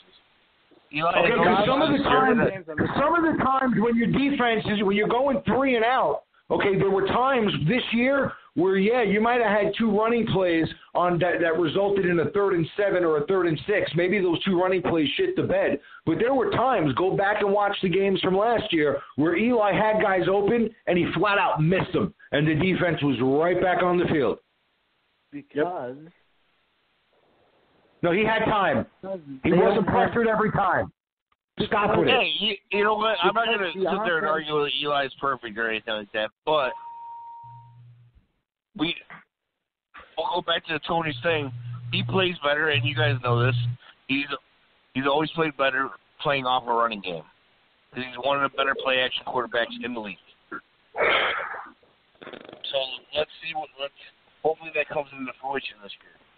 Or yes, she has a running game that you play off of. There's a lot more questions that need to be answered than we have proof of anything. And to sit here and just blatantly say, come on. But you got a running back that in college you got a running back right now that's the 4th highest paid player at his position in the league, blah, blah, blah, blah, blah, that has never ran behind a fullback before. And we might not have one. So we put it out of a read option. Run behind and he bounces everything he can to the outside. Good luck with that in the NFL, gentlemen. Okay. Sometimes the good play, as Chris Carter said, is 3 yards in a cloud of dust. James, how many NFL teams do you know that use a fullback? Oh, come on, guys. Come on, guys. How many teams do you know take every snap from shotgun? More than use a fullback. Oh, come on, Justin. That's not true. Come on, Justin. That's pretty true, actually. That's pretty accurate. San Francisco. You're going to tell me right now, you're going to say it's pretty true. You're going to tell me that there's teams in the NFL that take every snap from shotgun, more teams in the NFL that take every snap from shotgun, like Penn State, than have fullbacks on their roster. Are you guys on crack? Stop. Why are you yelling? Why are you yelling, homie? That's what Why are you Ben yelling? does. Talk to me about Deshaun Watson. That's what you just said, is it not? Talk to me about Deshaun Watson. And you want to talk about San Francisco using a Deshaun fullback? Watson takes snaps under center. And Deshaun Watson's a quarterback. I'm talking about a running back that now has to play with a quarterback under center, that has to not play if he's not no more read option for Saquon. That's a difference. He hardly ran the read option. He's not getting it anymore, guys. Eli is not running the read option. Well, so that means he's playing a completely different system than he's ever played before. That's not saying anything bad. It's just saying a fact. We don't know if he can do that. Can we see? Exactly. We don't know. But you know what? I'm going to try to stay on the positive side of things to where 99% of the GMs in the league thought he was the best player in the draft. So you know what? I'm going to try to agree with them. Okay. You know, see. You know, and less that's than the thing. 99% of the teams had Sam Darnold as their number one quarterback. James, you're convincing yourself not to like him further. Actually, more teams. I like Saquon Barkley. I like Saquon Barkley, but I like Saquon Barkley for what he is. Saquon Barkley's a tremendous talent. He's a matchup nightmare. He's not the second pick in the draft. He's not a guy that you're going to pound the ball with. But you can't say someone's a matchup nightmare, and then you can't say someone's a matchup nightmare, and then that doesn't equate him to the second pick of the draft. Because he's never done it, guys. He's never. First of all, when you name all the best running backs in the league, Le'Veon Bell, you said Hunt, Kamara, Fournette, pretty good. McCaffrey's a third down back. He'll never be an all-around back. Fournette's better than pretty good, but all right. Fournette's pretty good. Fournette's going to have a very short career. Fournette's going to have a very short career. They're going to have huge questions about giving Leonard Fournette a second contract. So you took Leonard Fournette knowing that you're getting 5 years out of him, if that, and that's it. Because you're not re-signing him with all the injuries and a big back going into a second contract. Am I making sense? All these guys are doing a 5-year window at the most.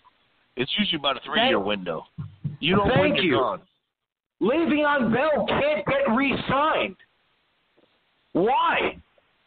If you're going to make a comparison, I don't think Saquon can run between the tackles. He wants running back and wide receiver money. I think Saquon can be. I don't think Saquon can run between the tackles like Le'Veon Bell can. I need to see that. But do I think Saquon Barkley can be used on the outside like Le'Veon Bell is to create mismatch? Yeah, I sure do. Well, that creates more when it comes to contract negotiation time in 4 to 5 years. That person wants more money. There's a reason why Le'Veon Bell, the best running back in football, can't get re-signed. Well, here's the thing, though. I'm not going to get mad at Saquon for something that hasn't happened.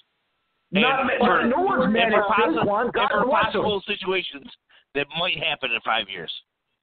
No, but Tim, what I'm saying is when you look around the league and you see all of these running backs that were taken later on in the draft that are having tremendous success, when you look at the Super Bowl teams and each one of them are using 3 to 4 running backs, you say to yourself, is the first need of a 3-13 team a running back?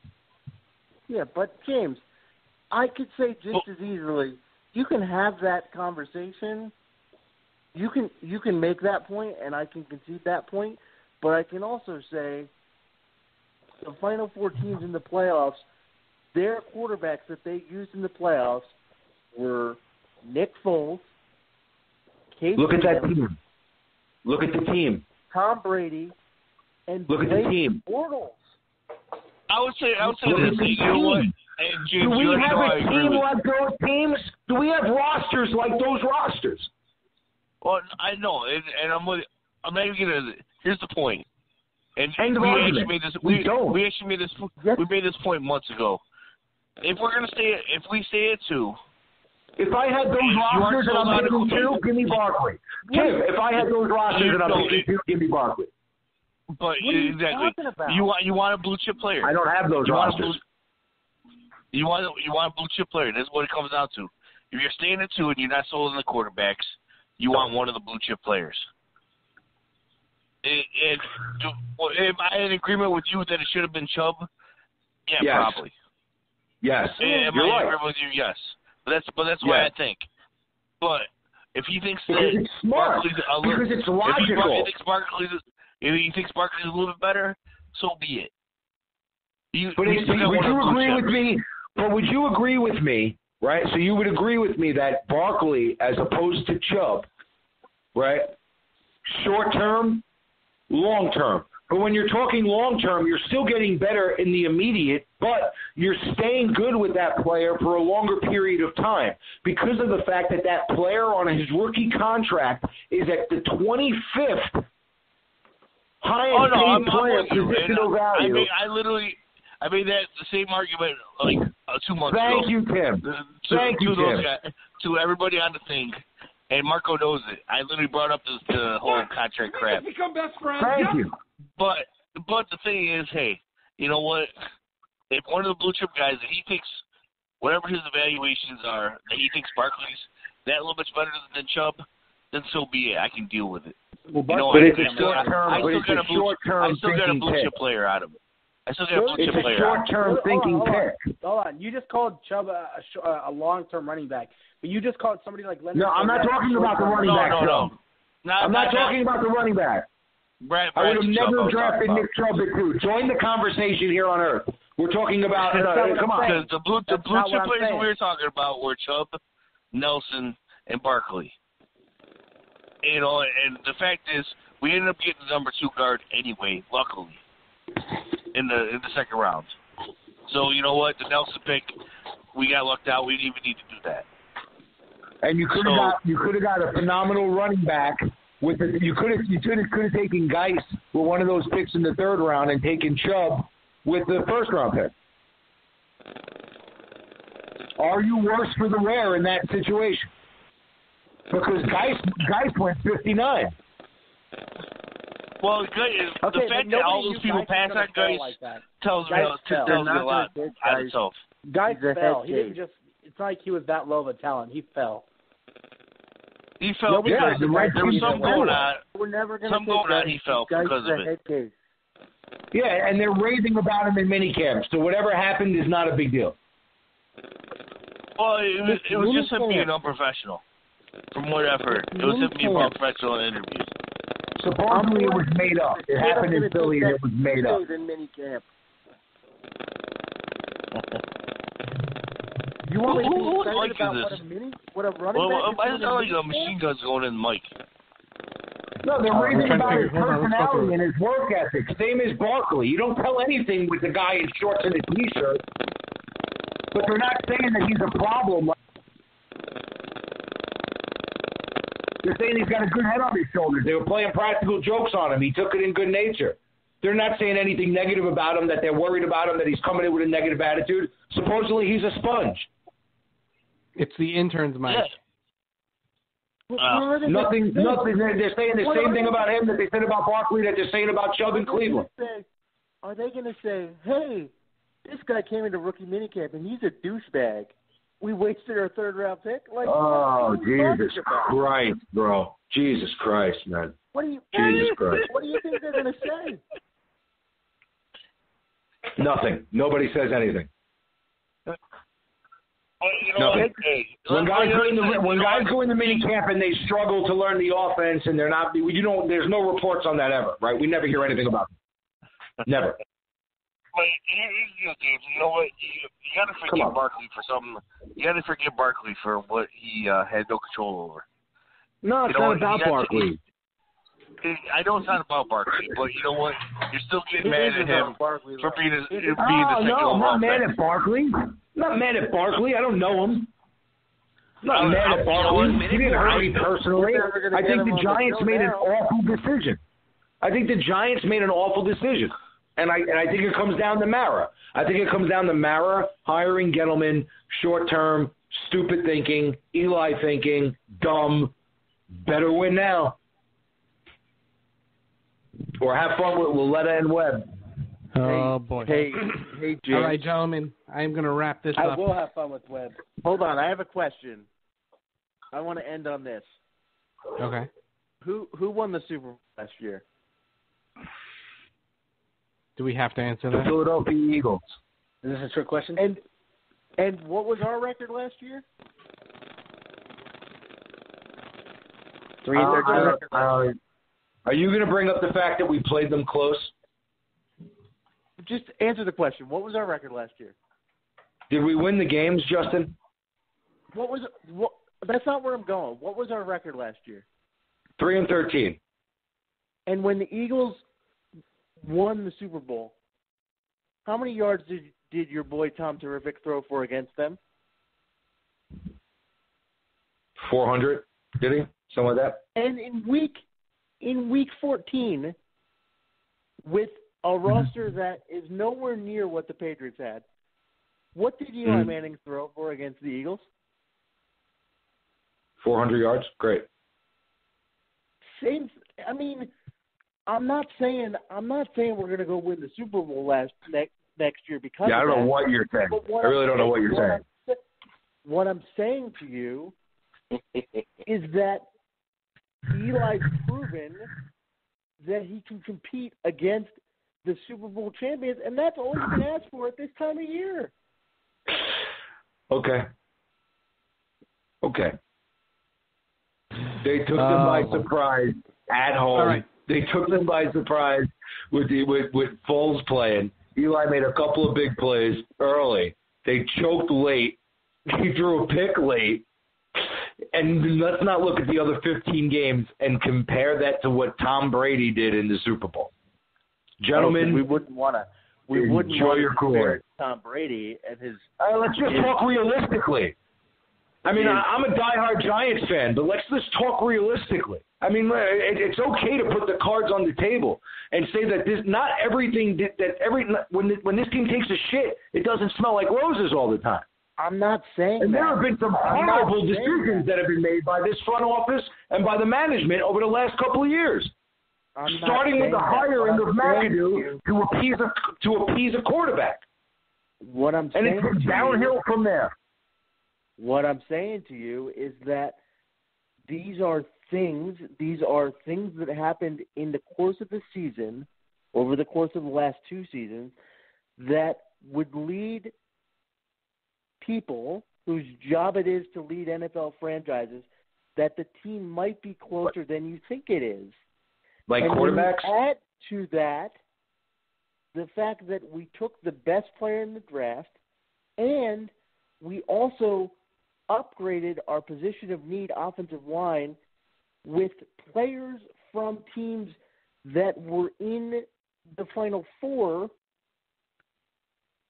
This team is equipped to at least try and win now. You can't. Guys, let me ask you. Let me ask you this.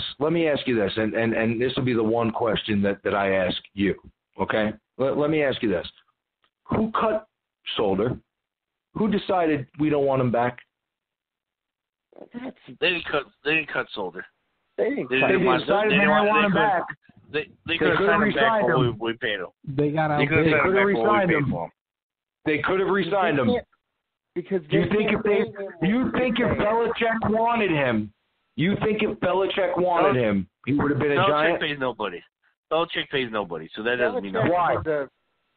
Belichick is an egotistical jackass. Would you say that Belichick? Would you say you call Belichick what you want? Would you say that Belichick is one of the best best guys ever at assessing of when it's time to maybe cut bait on a guy?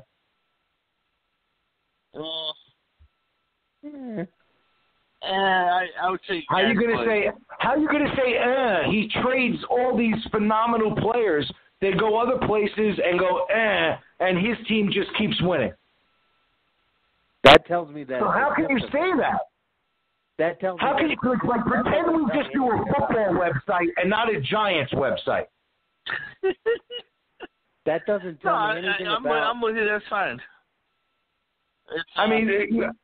Can one make the argument that maybe you're getting Solder on his downside, and you overpaid for him? Window is barely open, gents. You better be right. There's a lot more questions than you have answers. So to start saying 11-5 before this team takes a snap is ridiculous. Especially with the schedule that they come out with. 11-5 is ridiculous. 10-6. I've never said it's a guarantee. I've never said it's a guarantee. They can start off 0-5, Justin. I can make more of an argument for them starting off 0-5. And then you got to convince me that they're going to rattle off 11 in a row. All I know is that the team won week 1. Last year's take it one game at a time. Was 3 plays away. Exactly. That's it. I'm not worried about it, Marco. One game at a time. I hope to God that I'm wrong. Look at the tape. Take it one game at a time. I hope to God that I'm wrong. I hope to God that in week 1, Saquon Barkley is pounding out yards against against this Jacksonville defense. The Giants have a 20-16 lead, and there's 4 minutes left, and Barkley converts 3 first downs with tough runs up the middle. I hope that I'm wrong. But I'm not going to just sit here and just say, I watched him at Penn State. I live in Pennsylvania. I didn't see him do it. And now he's going to the next level. To the fans. Let me see it. I want to put it out there to the fans. Before I forget, I will give you a shout out if you can find the Andrew Whitworth where James was trying to wanted him to get signed with us last year. I know it was in last off season, and I know it happened. I just want to prove to him that he wanted an older tackle. What are you talking about? He thought that I was making. I'm pretty sure, Justin, I was making the case that I was with Flowers. I didn't want any part of Whitworth and signed it. I thought that was overpaying for a bad contract. I thought all those guards were over. All those tackles. And I still stand behind the fact that they should have signed him. Did you see what he did this year in L.A.? That was not me about Whitworth. Not me. I'm pretty sure it was. It was not me, buddy. It was not me. I was anti-Whitworth. You cannot tell me that if Andrew Whitworth was not the left tackle on this team last year, that we would not have been better. I never said that. See what he did in L.A.? They would have, but I thought it was a bad contract. I don't care about the contract. I want to win. I thought it was a bad contract. You have to spend money to win. I thought it was a bad contract. Listen. All the contracts are out of control. You know what? This is what I meant. No, but if I'm gonna pay that much money for a left tackle, then it's gonna be a kid that's gonna be 26, 27 years old, coming off of a rookie deal that I'm high on, that has upside. Or I'm going to draft a kid. There are certain positions where you need to draft the player, and you need to because the salaries are ridiculous. And if you get to start chasing salaries, you end up cutting off your nose to spite your face. How did drafting Eric Flowers work out for us? You have to be smart about how you draft. You don't just reach for kids for desperation. But you wanted Todd Gurley. But that's what I wanted Todd Gurley that year. Run by who else? I agree with you. Todd Gurley was worth it. Now, Todd Gurley would have been a number 2 pick. I agree with you, James, that you don't just reach for players, but that's what happened. When we tried to take a left tackle, we got stuck with Eric Flowers. And Justin, when you try to correct these mistakes by throwing money at them 9 times out of 10, it doesn't work out. And here's the thing. Thank God we didn't pay Whitworth because now you paid Solders, so it's pretty much the same thing. But if you would have paid Whitworth, you would have had all that money tied into him. Whitworth would have been the difference between this team going 3-13 and making the playoffs last year.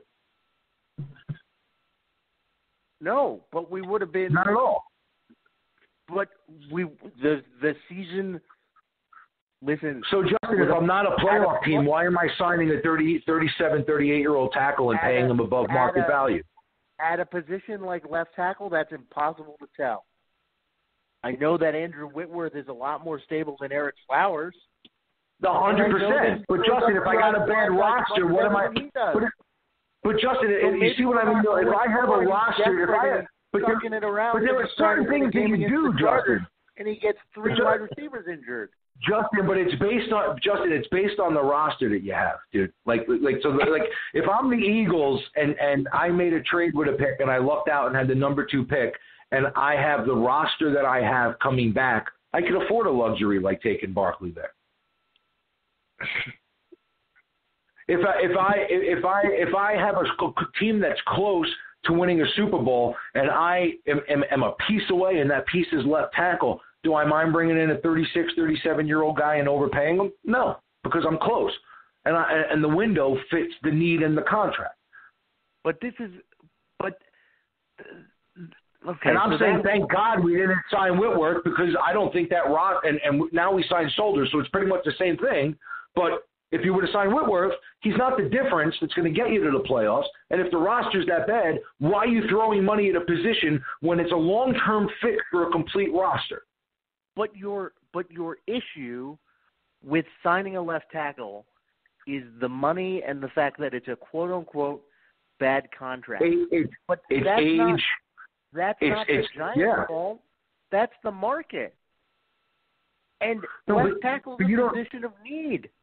That's how much I understand that. I totally get that. But we can't get the correction at left tackle in the draft because we have. You're right. You could have if you made a trade. You could if you made a trade. What you want to do is take a quarterback at 2, or trade back and get a left tackle and another lineman. All right. I think we're just repeating, man. I'm getting tired. I just want to put out there, you know what?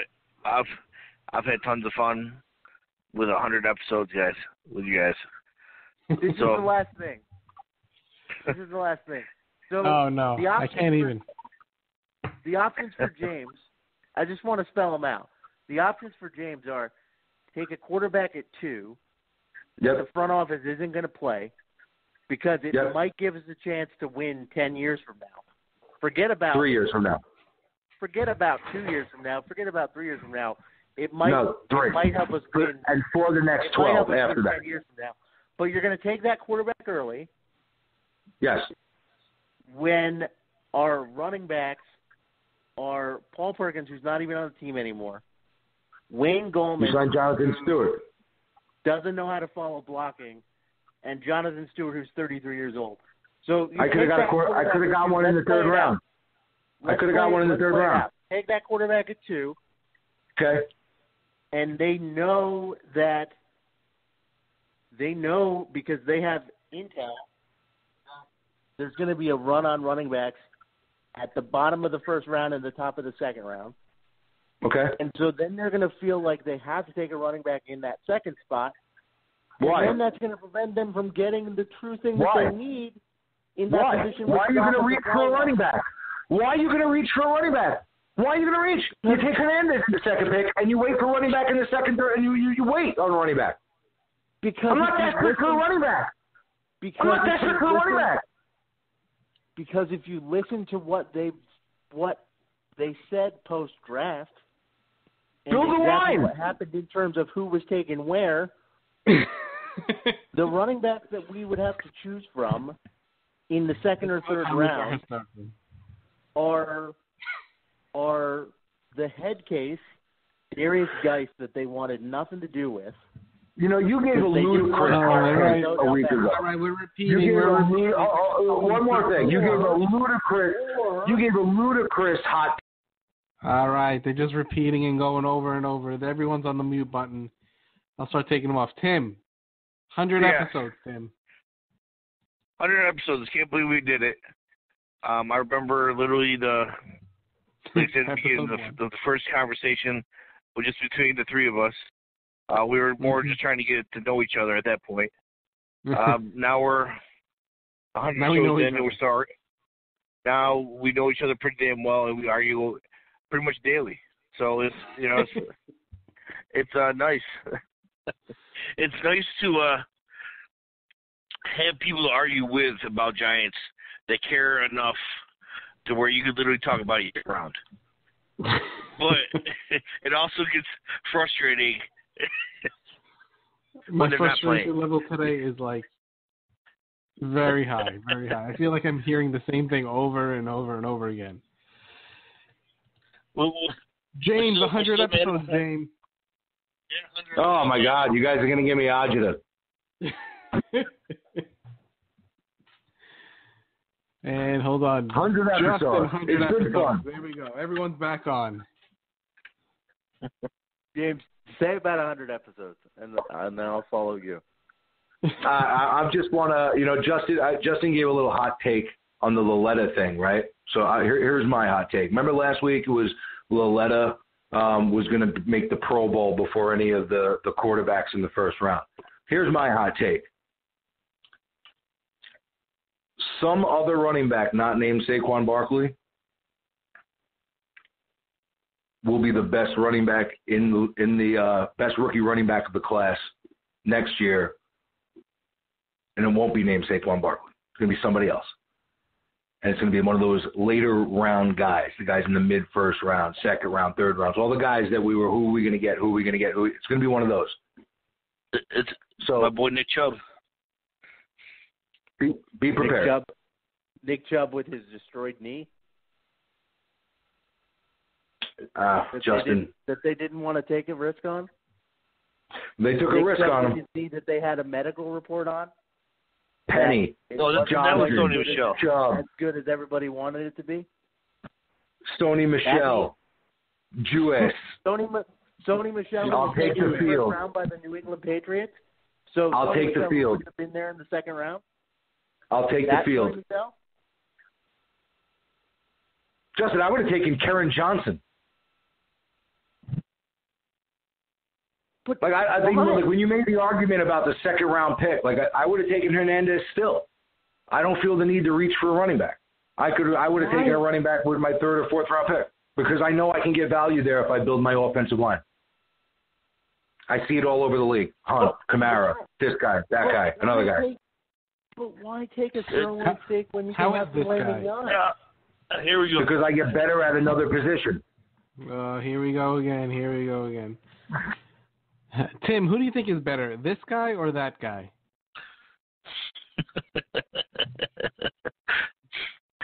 Oh God, man!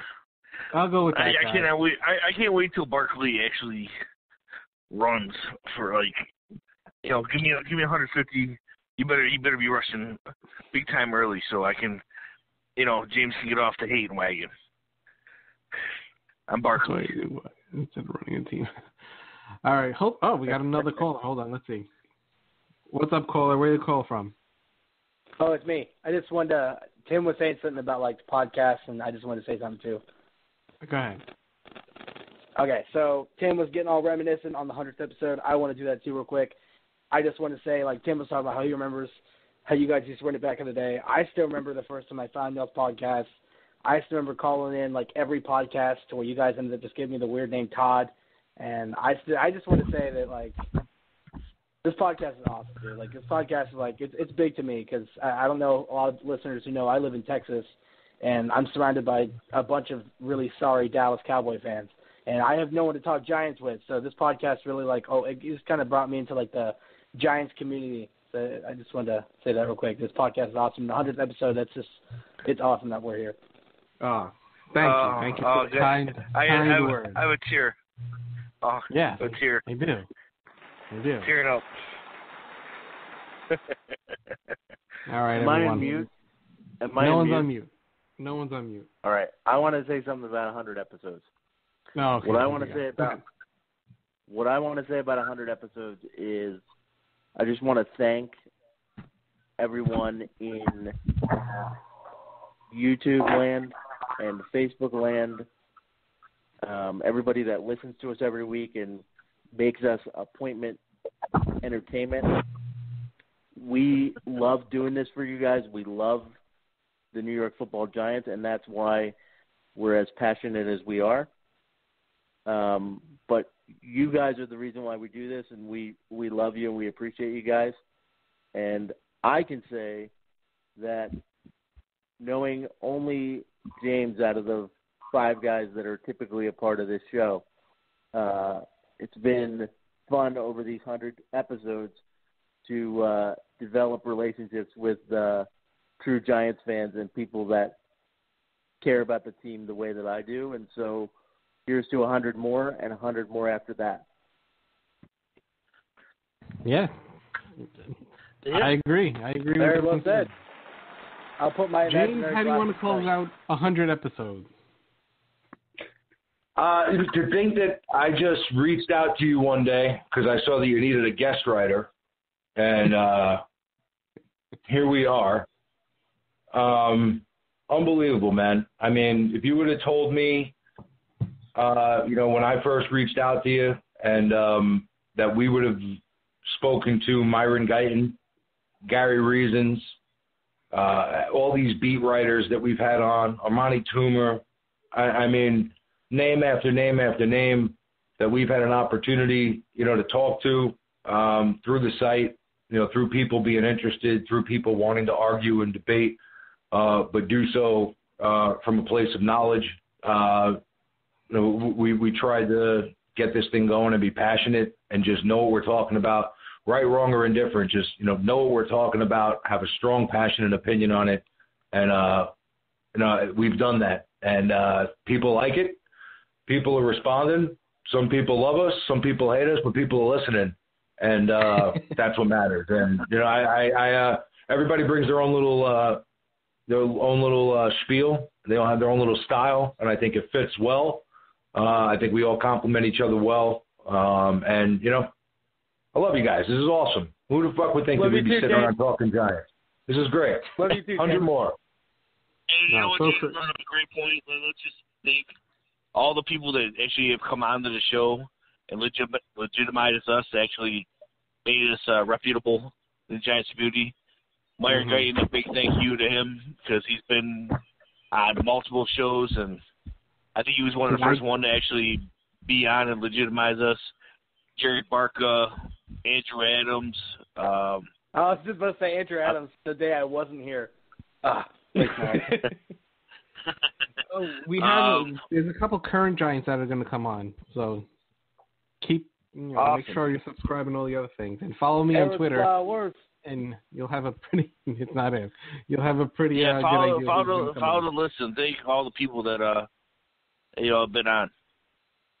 We definitely appreciate them. We got to send a little love to Myron Guyton because I talked to him today. He's not doing so hot, so send him your best wishes. Oh yeah. Much love to Myron. We love you, Myron. Yeah. See, I think that's it, gentlemen. 100 episodes. I can't believe it. maybe we should replay episode 1. Just wait till 200. God, episode 1 was it's just like us three on the phone. It is us three on the phone. Wait a minute. Hold on. Wait a minute. No, that's not true. It was us three on the phone, and somebody was listening in Norway. Yes, that was when Norway was big with us in the beginning. We got too big, and Norway dropped off. Believe it or not, guys, we were huge in Norway for a little while. And you know what? Here's another 100 episodes. Norway we were huge in. We've been to Australia for an interview. We've got the podcast name out there. So we're intercontinental. There were, and rumor has it that the Norway fans were Norwegian women. Yes, well, of course. This is my voice. That they loved, the sultry sounds of Captain. Yeah, exactly. Yeah. Was the a lot of those girls. A lot of those girls have daddy issues, so I came across as. All right, everyone. We will talk to you later on in the week. I don't know if we're going to do a bonus Sunday show. Maybe we'll do a bonus Sunday show for 101. We'll find out. All right, everyone. Throw a like on this and talk to you all later. Peace out. Love you, Norway. Later.